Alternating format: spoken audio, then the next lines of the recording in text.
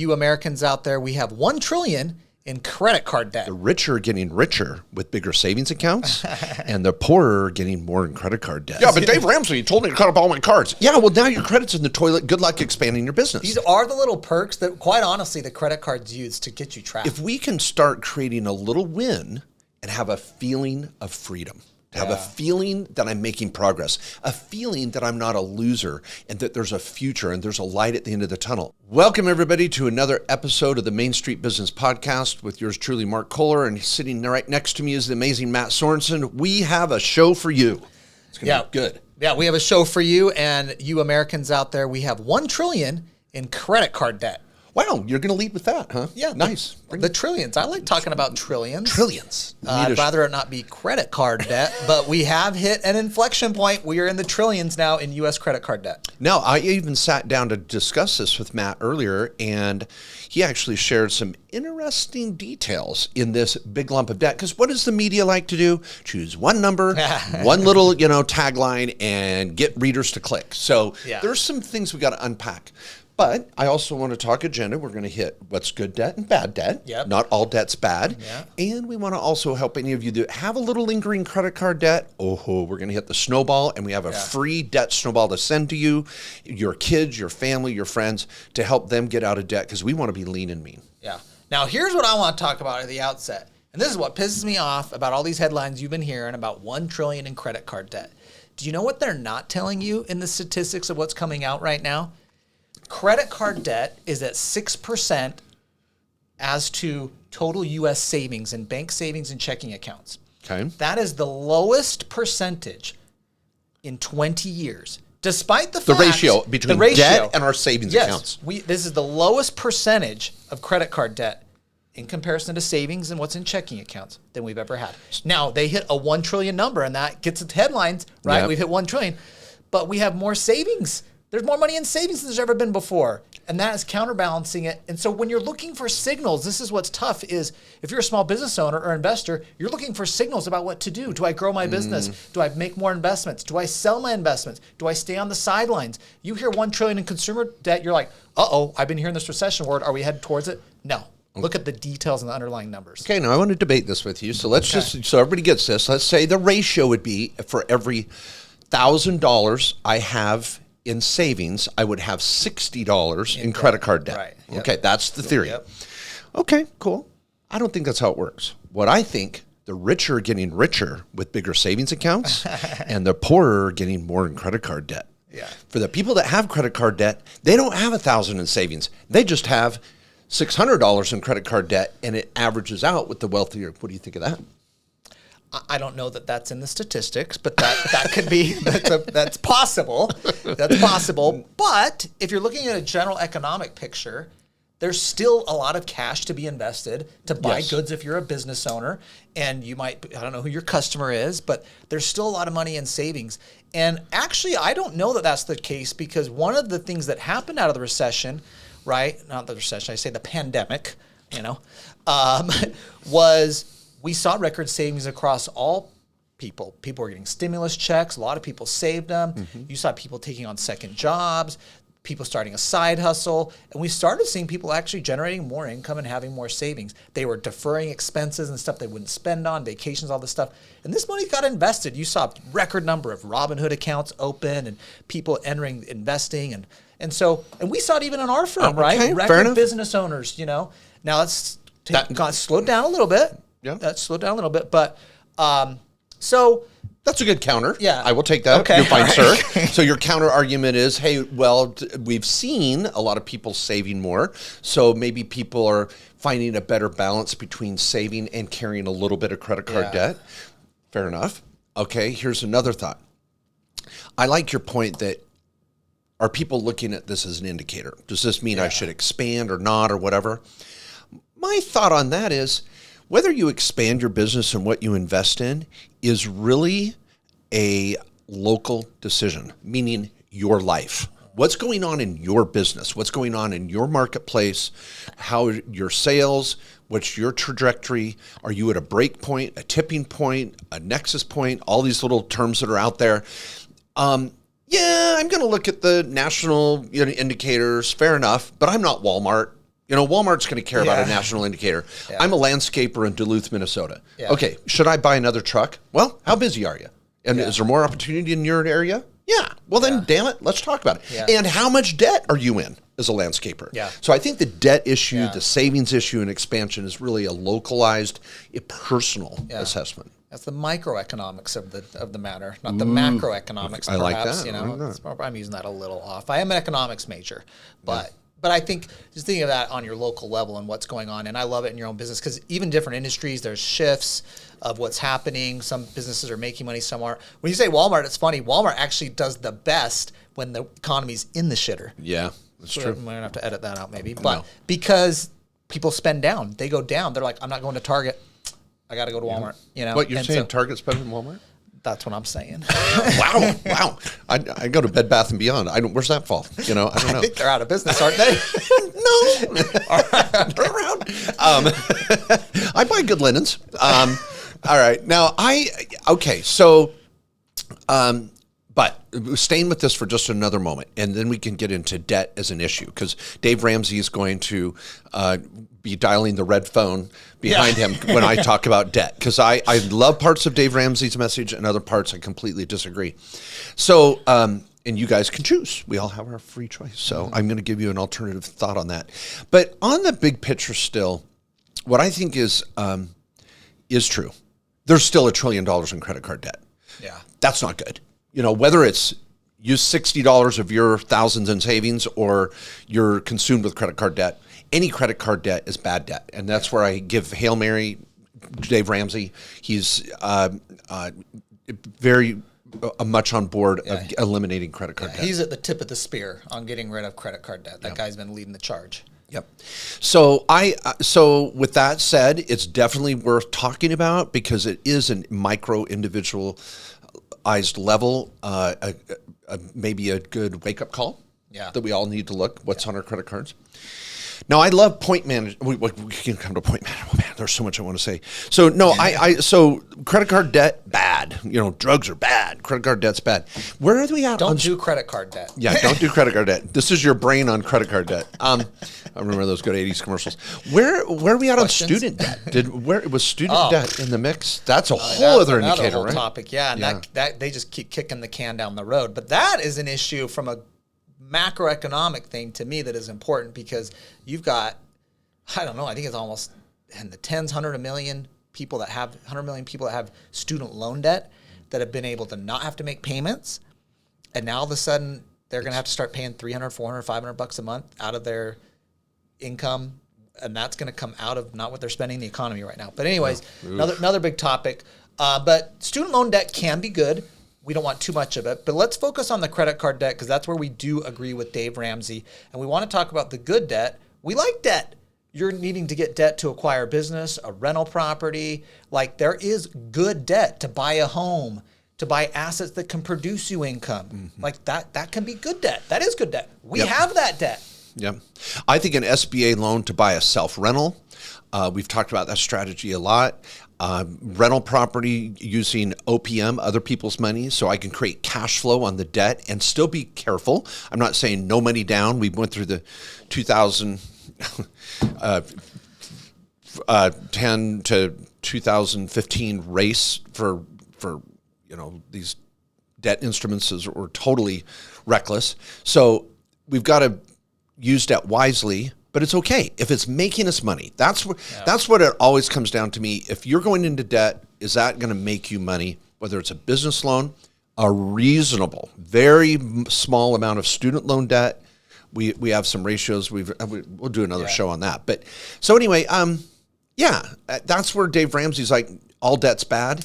I think his message, he's got to stay consistent, and there's a demographic that needs to hear that. Yeah. Their home is their number one asset, and it's Social Security and hopefully a little retirement savings, and no debt at all is a good thing for that demographic. But you, our followers, you want to go out and make money?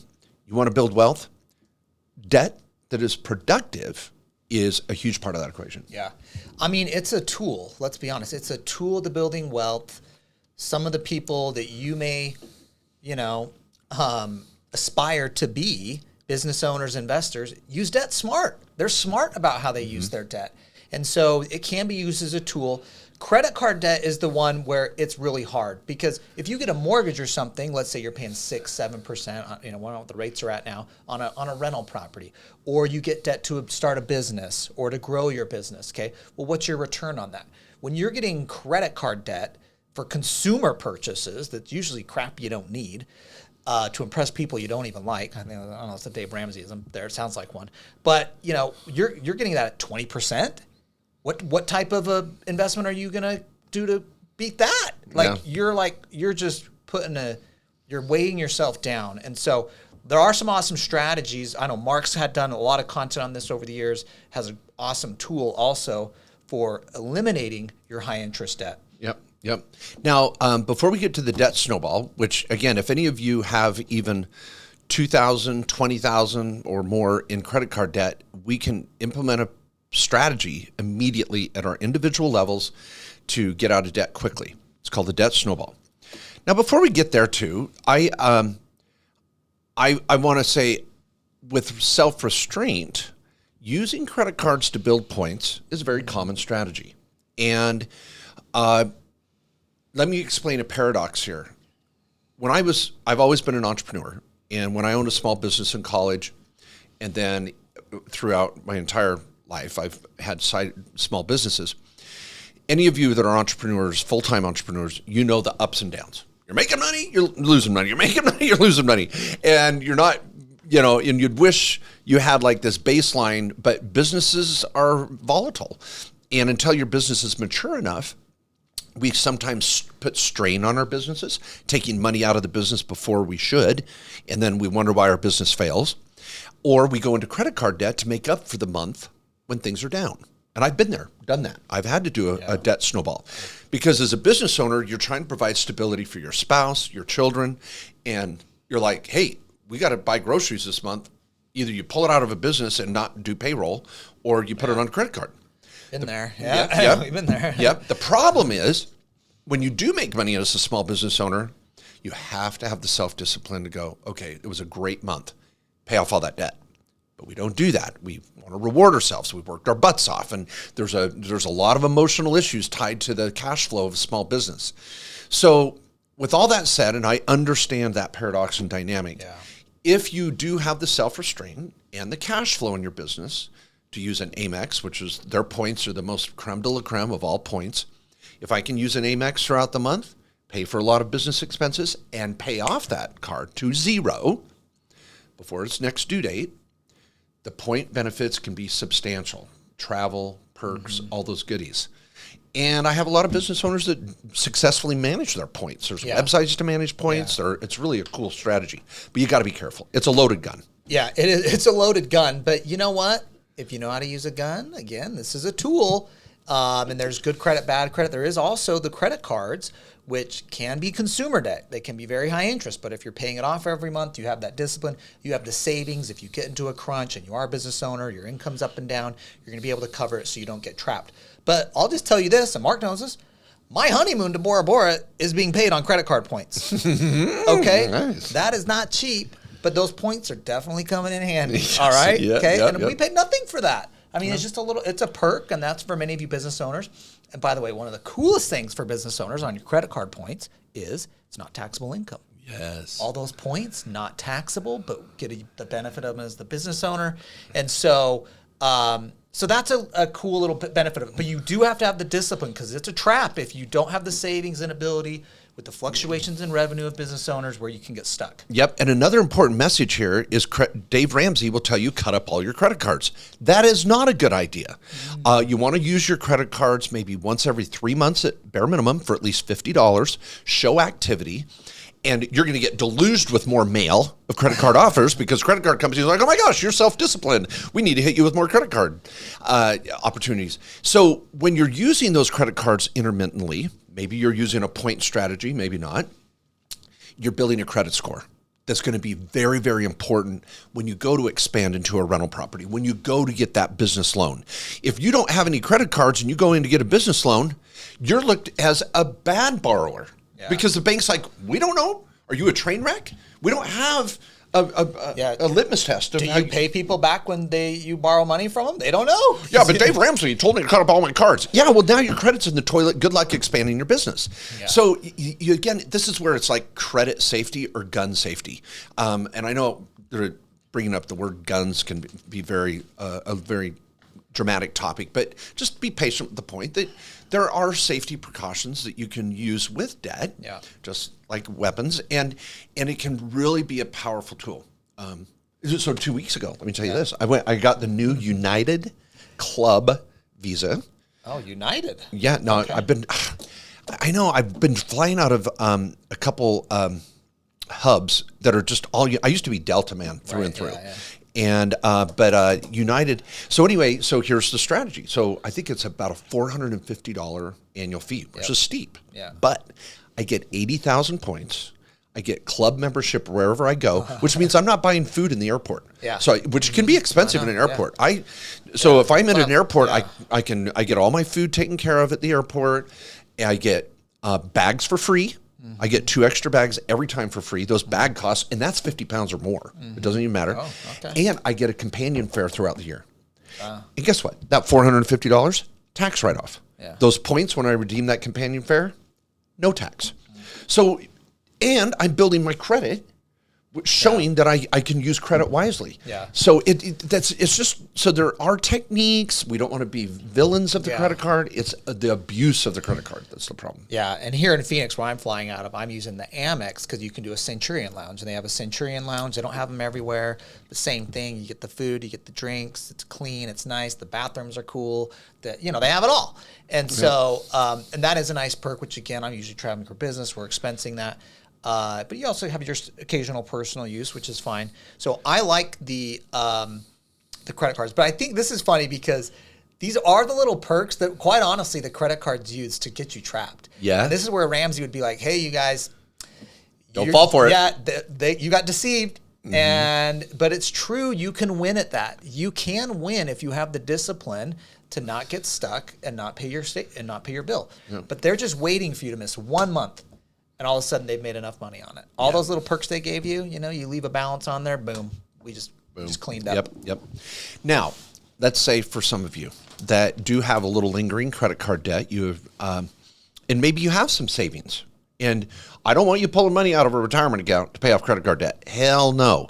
I don't want you going and getting a HELOC. Oh, we'll just refinance the house when the mortgage rates come down and then we'll pay off all the debt. No, we're not going into more debt to pay off credit card debt. We're not going to our retirement account and sabotaging our retirement to pay off credit card debt. What you have to do is pull up the bootstraps and do a debt snowball.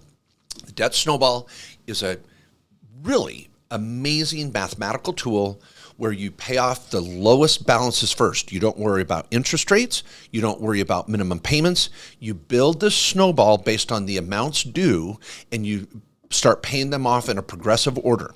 Now Matt and I have designed a debt snowball spreadsheet that's very intricate, is that would be the word? Intricate, very technical, and it helps you build a plan where you can pay off credit cards within months.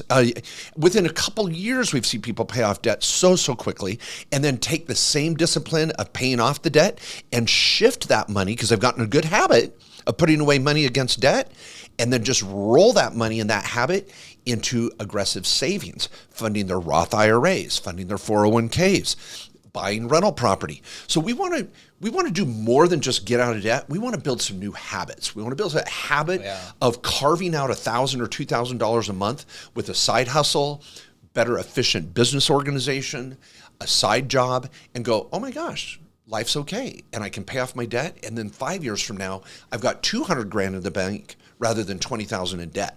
So if you email, and it'll be in this description there, if you email me, mark@markjkohler.com, there'll be a little opt-in to get the debt snowball for free. Matt and I produce a newsletter every week with videos and articles. We only email you once a week. And when you opt in to get that debt snowball for free, use it, give it away. Don't care. It's a downloadable form. You can, Excel file. We won't hold you captive. But sign up for our newsletter. Be in touch with us. We want to help you do the things that are going to build your American dream, and getting out of debt and managing your debt is one of those. Yeah, and on that concept of the debt snowball, there's some psychology in that too. And I like what you said too about the discipline of it. Sometimes getting that discipline of saving, going out and find other ways to make more money, whatever it may be, you need to cut expenses or make more money. That's the only way you're going to do it. Yeah. Is that discipline carries through. And now you have this extra money that you used to be setting aside to pay off debt. Now that's money you can go and invest. Yeah, and the pain point of the debt gets you going. Yeah, but don't, once you pay off that debt, be like, all right, now I'm back to living high, you know. Yeah. Oh, I can get that lease on that BMW now. Exactly, yeah. No. So maybe start throwing that into your Roth IRA or other cool things to start saving for the long haul. But the psychology of the debt snowball is really important, because by starting at those lower balances, which is part of that equation, you know, let's say you got 5 credit cards and one of them's got a $1,000 balance, one of them's got a $50,000 balance, one of them's got 10, 20, 30, whatever they are, you know. You track off that 1,000 one first. It might be a lower rate actually, but that psychological win of we got that one paid off keeps you going to the next one. And then you're chasing that feeling that sometimes people have when they're spending, of this like feeling that like, I'm buying, I'm happy. You can get that same feeling of paying off debt. And honestly, that process, I think, to me, is why so many people are like uber super fans of Dave Ramsey, is because they're psychologically, they've had these wins of getting out of debt, and they felt that freedom that it gives you, and that weight taken off, that money coming back into their life. And so just know there's some psychology to it, even though the numbers may not make sense. You might be like, hey, but why am I not paying off the balance that's 50 grand at 20%? I'm paying off the $1,000 one at 15. Yeah. You might think, I should focus on this one first. Well, because that one might take you 3 years. I don't know how much money you have set aside to hammer away at that 50 grand, but we can knock a win out on that 1,000, and then we're going to get to it. You'll get to those. And the snowball, you get more and more snow on the snowball as it goes down the hill. You're building momentum. And I love that Matt went into life coaching. Very proud of you. Because what he said very subtly is we do things based on a feeling. We don't tackle our credit card debt because we feel what would be reasons we don't feel like there's any option. We feel suffocated by that debt. We feel trapped. We're embarrassed, and we're depressed, and so we do nothing. And we may do other things to feel better, and we can go through a list of all sorts of things that release dopamine other than paying off debt. And so we get into these terrible vicious cycles of alcoholism and opioid use and addiction to this, and this. So if we can start creating a little win and have a feeling of freedom, have a feeling that I'm making progress, a feeling that I'm not a loser, and that there's a future and there's a light at the end of the tunnel. We do things based on feelings. And so if we can create a little bit of a win, that's what the snowball is crafted to do. Then that you take that feeling and go, ooh, I want more of that. You actually get a release of dopamine when you pay off debt. Yeah. That is a win. Your brain is going to reward you for making progress in your life. Yeah. So and then once you've gone through that process, you are like adverse to getting that bad credit card debt again. It's just like a nasty taste in your mouth. And then you can turn the tables on the credit card companies. Yeah. You don't cut up your credit card. Yeah. Now you're like, I'm going to game you. Yeah. You screwed up my life for 5 or 10 years. Now I'm going to screw you over. I'm going to pay off my credit card every month. I'm going to get all the points out of you. I'm going to get those companion fares. I'm just going to be that credit card owner that you hate. Yeah, that is the one they do not want. But you know what? I'll say this. Let me say, they actually don't hate it because they are still getting all the merchant fees. You may not be paying interest. Fair enough. But they're still getting that 3% or 2.25% merchant fee every time you swipe that card. So you know what? They're still making money. Not that I care about whether they're making money or not, but they're still making money. You make money. We just don't want to get caught in that trap. So make sure you go chase down that debt snowball. Mark at markjkohler.com. It'll be in the description. Click on that. Get it and start it now. Yeah. And so to circle back to what we said at the beginning of the show, I just want to hit a couple summary points. Yes, there's a lot of credit card debt out there. Yes, if you have it, we want you to make a plan and get rid of it. It's going to help you in your financial life. It's costing you. I don't care how amazing your businesses or investments are. Beating a 20% return for that type of debt, you just will not do it. You're going to be weighed down. So we want to tackle those credit card debts because it's holding us back. But also this signal in the economy, I'm just back on my initial point. All is well in the economy in the macro scheme of things. People have money. They've saved it up. There's more of that in comparison to credit card debt we've had in 20 years. And so So have some positivity already. I think everybody's so negative out there right now on what's going on in the economy. Feel good about it. And look for the numbers. Don't get deceived by the media about the headline that caught all our attention on 1 trillion credit card. Look deeper in the numbers of what's really going on in the economy to help you make better decisions. And I did love your local point, by the way. That was freaking awesome. Well, thank you. I appreciate that. And I will take a little different perspective. I think this trillion in debt is an indicator of the disparity between the wealthy and the poor. The surveys are out there too of how many millions of Americans don't even have $1,000 in savings. Yeah. And regrettably, they're the ones getting into the credit card debt, I think, for the most part. And so, yes, there's that middle income America, which is probably has a little lingering debt they need to get rid of. This show's for you. And the wealthy, if you're saving and able to take advantage of points, God bless you. For those of you that are really, really struggling, we know the economy's not perfect right now. There's a lot of people that are struggling at the grocery store. Almost every item is double in cost than it used to be. More than half of Americans have a side hustle because they can't make ends meet. I just want to let you know that there is a path. That side hustle is actually a blessing in disguise. You may have had to go out and start driving Uber to make ends meet. Guess what? That's a small business. You're going to pay less tax dollars on that small business. It's going to allow you to open up doors to pay off debt, build a retirement, and that little side hustle is a gateway drug to you really becoming self-sufficient. So we know there's a lot of people in pain right now, and there is a path, and I hope that you're finding this show helpful. Please don't give up. Share it with others. Give us a 5-star review. Continue to listen.